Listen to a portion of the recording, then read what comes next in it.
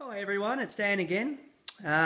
Taking a break from doing some retaining walls at the moment because I've got something more pressing to work on, which is a huge, horrible mess at the moment, which is the what was the centre of the back of my layout there. In there I had, if people remember, a bit of a country scene, horses, horse property, fences, trees, all that sort of thing, which was the original part of the layout, which now, I'm going to take you over here, is in a huge dumped pile on the floor. So that is all there. The reason I did that is because when I first made this layout, it was a dual layer. I actually had spots around the back here and around the side and everything like that, and where I could actually get to the trains when they derailed and had mishaps and so forth. When I connected it, or when I started this, adding to this layout here, I couldn't do that anymore, and I thought, oh, I'll get by with that. I'll have a couple of holes. I think there's one there, and there's already one there. But invariably they would derail here and over here where I couldn't get to them. So also I never fully fixed that track in there either, so it's always been a little bit of a rush job in there. So I thought I'm just going to get rid of it. And I've got plans here, and I'll show you what I'm going to do, but very briefly I'm going to make a bit of a hole in there and put up some back boards or some scenic boards. That's all I'm going to say for the moment until I can show you a little bit more, and then you can let me know what you think of it. Thanks guys, back in a tick. Alright, so what I've done now is I've trimmed off some of the rough edges around where it's still roughly cut and everything like that, but I've just sort of squared it off a little bit more to make it look a little bit more pretty.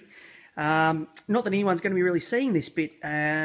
You'll understand what I mean in a second, but this is really only just what the operator is going to be seeing anyway, so none of this has to be really that pretty at all. I've cut the hatch in the middle there so I can get up, and basically under the table I've just put that extra beam running along there, which I didn't have before, and that's just for a bit of extra stability for the table. And here I am. Now what that means is I can reach most of that track there. I can easily get under here to where both tunnels are there, and the track going right along here over to this tunnel here. And it's quite interesting. It's quite a different sort of look down the layout. I can zoom that in a little bit. Looking out it's interesting looking at the tunnel entrances as to what the train would be seeing as it's coming out of the tunnel. But I can reach that section of track in there in the dark. I've got a little access hatch there anyway, so I can get to that bit there. So I'm pretty confident now that I can reach all of the track. So I'm happy with that, because this area was causing me lots of headaches, and I just really wanted to be able to access every last bit of the track. What am I doing in this section here? Because it looks an absolute mess. Well, I'll show you what I'm doing to that in a moment. Okay, there it is so far. So working on putting more of a back scene around that whole area there that I had before. So I'll just try and point it out. Up there, the train disappears behind the mountain and goes through the board, and then follows its way around here through that opening there.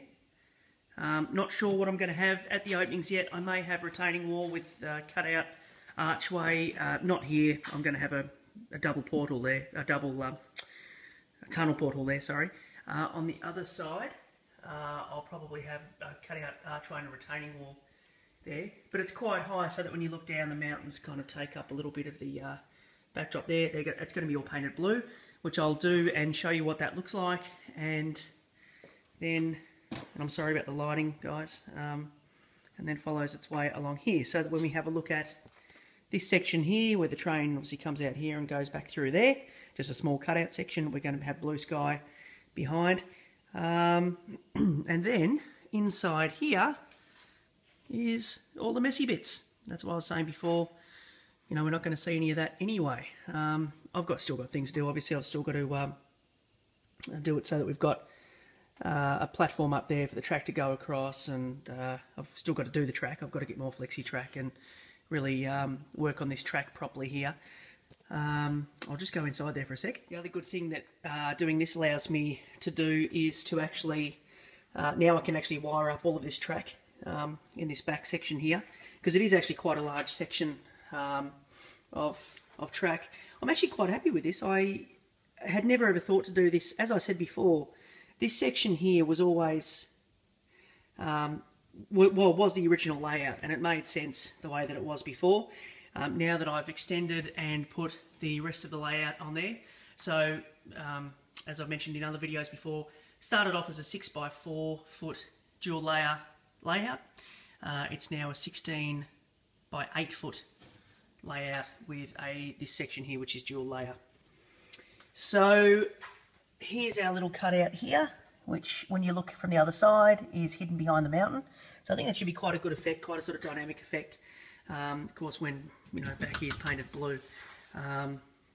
It's all rough at the moment because it's not finished off, not painted or anything. But look, I think it's getting there, and I'm just really glad now I can actually operate trains without, well, not without any derailments. That would be an absolute miracle. But with being able to handle derailments, I suppose. And I found some in doing this, found that I might have some pretty okay angles for camera work as well.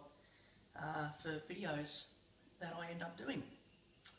So yeah, that's about it. Thanks once again for watching, and I'll show you what it looks like as well once I've got some paint on it. I just want to say one thing. Many people have said this before in videos, that in order for me to do this, I had to rip up a lot of much loved scenery, and I kept as much as I could as well, sort of along the lines there of the board and other areas as well. I kept as much as I could. What I will say is I'm really, really wrapped with the way this has come up. This idea is exactly how it's worked out exactly how I envisaged it. So I guess what I'm saying is, if you think you can do something better, if you're not happy with an area, just rip it up and start again on that particular area. Just do something else. I was pretty attached to a lot of that scenery, but once you start ripping it up and you start putting something better in there, it's all worth it. So I'll show you what it looks like painted, and that'll be it.